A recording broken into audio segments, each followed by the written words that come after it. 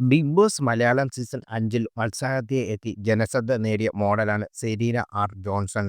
Miss Queen Kerala 2022 title winner എന്ന ഖ്യാതിയോടെ Bigg ബോസിലെത്തിയ സെറീന, ബിഗ് ബോസിൽ വരും മുമ്പ് തന്നെ ലിമിറ്റഡ് സർക്കിളിൽ മാത്രം അറിയപ്പെട്ടിരുന്ന ഒരാളായിരുന്നു. ഷോയിൽ 18 മത്സരാർത്ഥികളിൽ ഒരാളായതിനു ശേഷം കേരളക്കരയാകെ സുപരിചിതയായി മാറുകയും ചെയ്തു.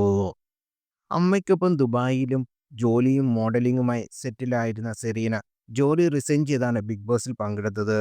സെറീന സാഗർ സൂര്യ കോംബോ സീസൺ 5-ൽ ഏറെ ശ്രദ്ധ നേടിയ ഒന്നായിരുന്നു.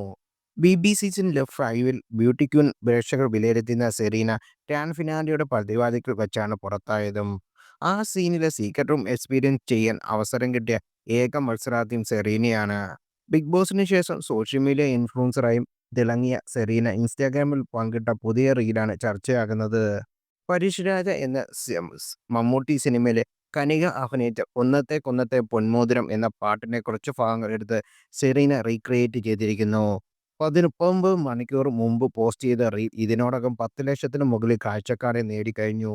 സെലിബ്രിറ്റി മേക്കപ്പ് ആർട്ടിസ്റ്റായ വികാസാണ് സെറീനയെ കൈത്തേരി മാക്കയായി അണിയിച്ചൊരുക്കിയത്. ജോബോയ് അഗസ്റ്റിനായിരുന്നു കോസ്റ്റ്യൂം തയ്യാറാക്കിയതും.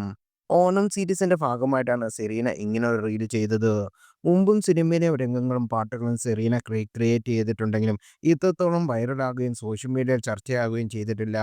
സെറീനയുടെ വീഡിയോയെക്കുറിച്ചുള്ള കമന്റുകൾ മാത്രമാണ് റീലിലും സെറീനയുടെ പ്രകടനവുമായി ബന്ധപ്പെടുത്തിയിട്ടുള്ളൂ.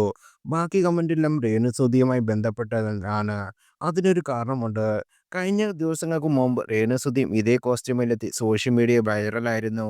IFES മിസ് കേരള മത്സരവേദിയിൽ ഷോ സ്റ്റോപ്പറായി എത്തുകയായിരുന്നു രേണു. അന്ന് രേണു ധരിച്ചതും സെറീന ധരിച്ചതിന് സമാനമായ കോസ്റ്റ്യൂമായിരുന്നു. പക്ഷേ സെറീനയ്ക്ക് ലഭിച്ച പോലൊരു സ്വീകാര്യത രേണുവിന് അന്ന് ലഭിച്ചതുമില്ല. ബോഡി ഷേമിങ്ങും പരിഹാസവും ആക്ഷേപവുമാണ് രേണുവിന് അന്ന് ലഭിച്ചത്. ഇരുവരുടെയും ഫോട്ടോകളെ താരതമ്യപ്പെടുത്തിയ മലയാളികൾക്ക് രണ്ടുപേരുമുള്ള മനോഭാവം ബന്ധപ്പെടുത്തിയായിരുന്നു കമന്റുകൾ. സെറീനയെ പുകഴ്ത്തിയും രേണുവിനെ ഇകഴ്ത്തിയും കമന്റിട്ടവരെ എതിർത്ത് ചിലർ കുറിച്ചത് ഇങ്ങനെയായിരുന്നു: മലയാളിയുടെ ഇരട്ടത്താപ്പ് കാരണമെങ്കിൽ സെറീനയും രേണുവിൻ്റെയും കമന്റ് ബോക്സിൽ പരിശോധിച്ചാൽ മതി. രേണുസുതി ഇതേ കോസ്റ്റ്യൂം ഇട്ടപ്പോൾ അസഭ്യം പറഞ്ഞവരെല്ലാം ഇപ്പോൾ സെറീനയെ വാഴ്ത്തുന്നു. രേണു ചെയ്താൽ ആഹാ, അല്ലാത്തവർ ചെയ്ത ഓഹോ.